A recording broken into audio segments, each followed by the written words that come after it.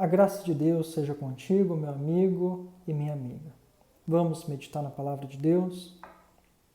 O texto que eu quero ler contigo se encontra no Evangelho de Mateus, capítulo 6, a partir do versículo 31, e diz assim: Portanto, não se preocupem dizendo que comeremos, que beberemos ou com que nos vestiremos, porque os gentios é que procuram todas estas coisas.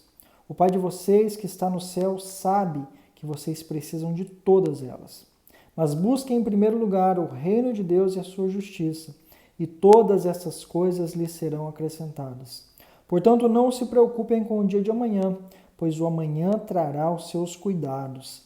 Basta o dia o seu próprio mal. Eu quero iniciar essa reflexão te perguntando: o que tem te preocupado? É a pandemia? É alguma possibilidade de dificuldade financeira? É a sua família? O que tem te preocupado? Existem muitas preocupações que de fato são legítimas, eu diria. São até importantes porque, como seres racionais, nós nos preocupamos com a nossa existência. E como seres relacionais, nos preocupamos com as pessoas, como elas têm se relacionado conosco, como elas têm vivido. E por isso, a minha palavra, essa reflexão bíblica que eu quero trazer, não tem por motivação diminuir a importância desse tipo de reflexão, desse tipo de pensamento, desse tipo de enfoque em nossas vidas. Mas o que o texto bíblico, o ensino de Jesus aqui do capítulo 6 todo de Mateus vem nos oferecer é a possibilidade de poder encarar essas situações na perspectiva daquele que crê em Deus, na perspectiva daquele que realmente está esperando que Deus está trazendo o seu reino, o seu governo, o seu controle sobre a sua vida e sobre a vida de todas as pessoas. Jesus, no capítulo 6, está justamente tratando com seus discípulos. Olhem, vamos prestar atenção. Não deixe com que outras coisas lhes afastem de poder perceber e de poder experimentar esse cuidado de Deus na vida de vocês. Para mim isso fica muito claro desde o começo do capítulo, quando ele está falando sobre oração. Jesus, falando sobre oração, já estava postulando o que embasa este final aqui do capítulo. Ele diz: o Pai sabe o que vocês precisam orar. Então não fiquem fazendo oração uma coisa muito difícil, cheia de complicações, cheia de pompa e nem cheia de palavras que não têm muito sentido, mas vocês podem orar ao Pai que conhece vocês no quarto de vocês, no ambiente do dia a dia e falar com o Pai de uma maneira simples, porque é assim que o Pai nos recebe quando o buscamos. Mas chegando aqui nesse final do capítulo, ele está falando mais especialmente sobre as preocupações. Ele cita as preocupações com comer, com beber, com vestir. Mas ao longo do capítulo ele fala sobre a riqueza, ele fala sobre as coisas que nós buscamos nesta vida, que também trazem preocupações para conosco.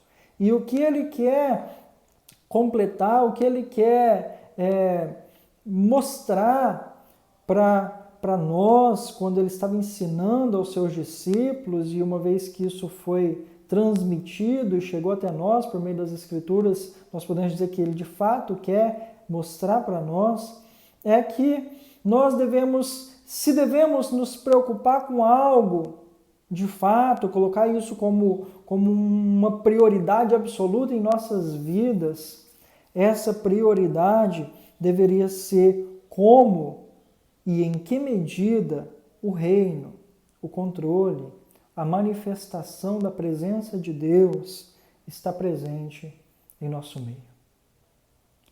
Se nós cremos em Deus, essa deveria ser a nossa maior preocupação. Porque se Deus, como nós cremos, realmente é um Deus bom, justo e verdadeiro, porque nós sabemos que Ele existe, porque Ele se revela a nós então deveríamos responder a isso, viver baseado nessa realidade, nessa verdade.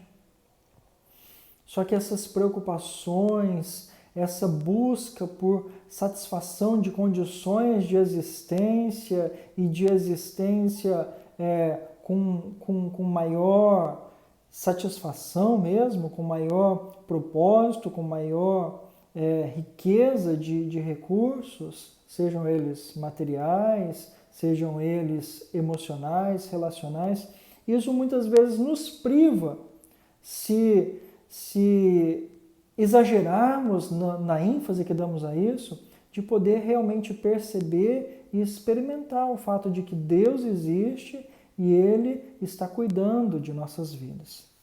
Então Jesus vem nos ensinar algumas coisas que nós podemos ter como referência para não deixar essas preocupações tomarem o todo de nossas vidas e nos afastarem de Deus e do que Deus tem nos prometido para viver.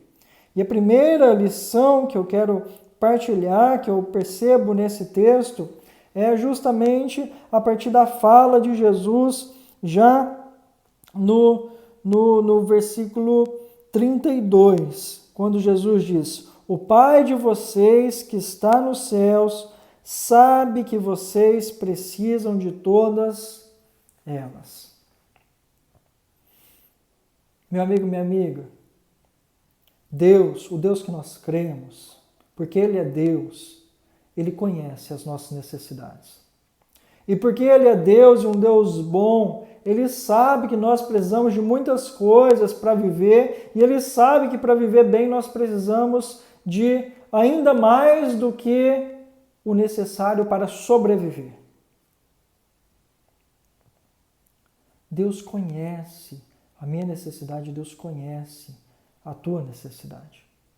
E esse texto de Jesus, esse ensino de Jesus é justamente para falar: olhe, os lírios do campo se vestem bem. As aves dos céus não passam fome, porque Deus sabe da necessidade deles. Quanto mais nós, criados à imagem e semelhança de Deus, também não deveríamos saber que Deus é quem cuida de nossas vidas. Que o Deus que nos criou não nos criou para vivermos afastados de uma vida plena, de uma vida cheia de propósito, de realizações, de alegria e de sustento. Nós que cremos em Deus precisamos colocar isso no nosso coração. Deus sabe aquilo que eu preciso. Deus sabe que eu tenho necessidade.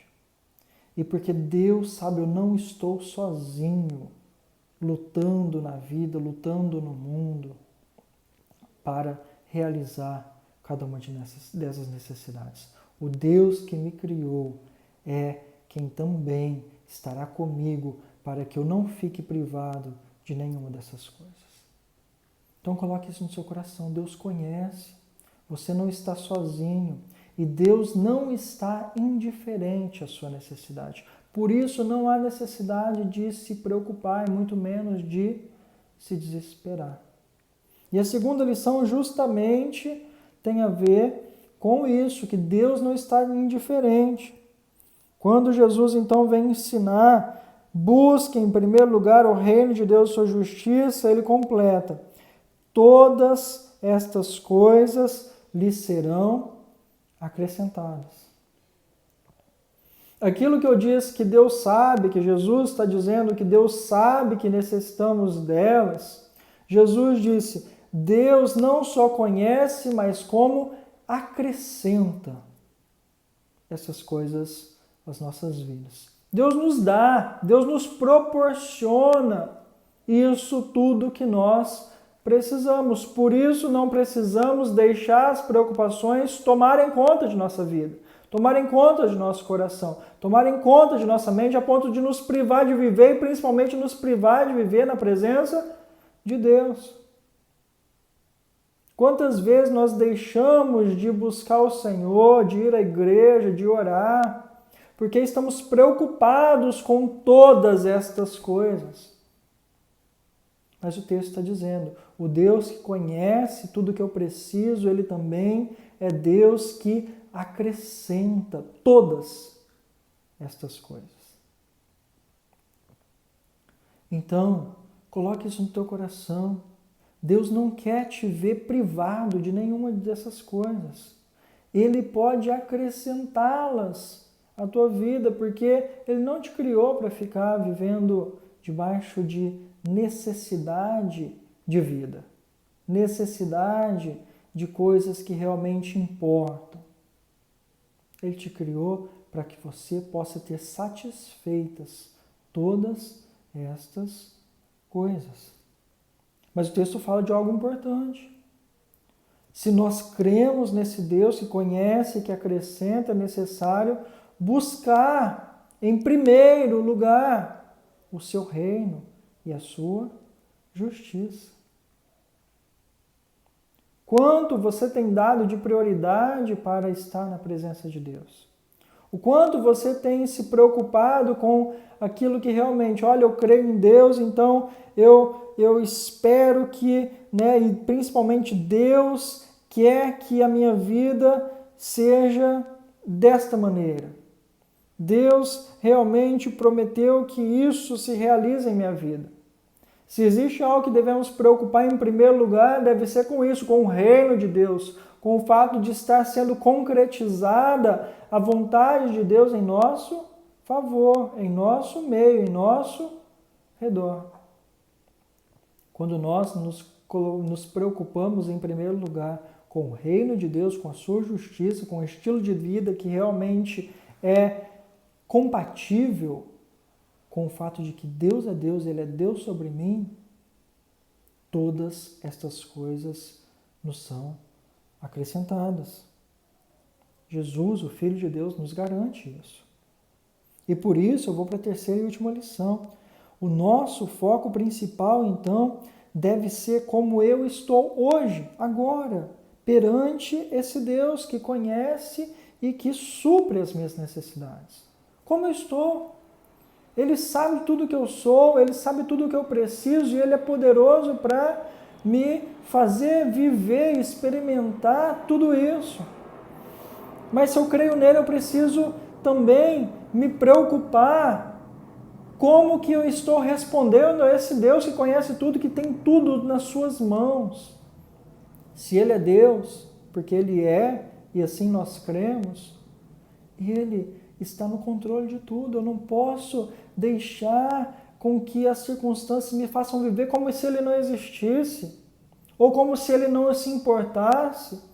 E eu não posso, não devo me dar a oportunidade de não me importar com o que Deus tem para a minha vida, o que Ele espera de minha vida, como Ele me enxerga nesse momento.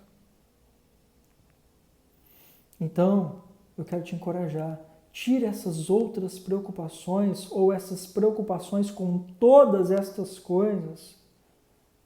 Pare de viver de um futuro que ainda não está acontecendo, que não existe na prática. E se pergunte como eu tenho vivido, sendo eu alguém que crê em Deus. Como eu tenho vivido diante desse Deus.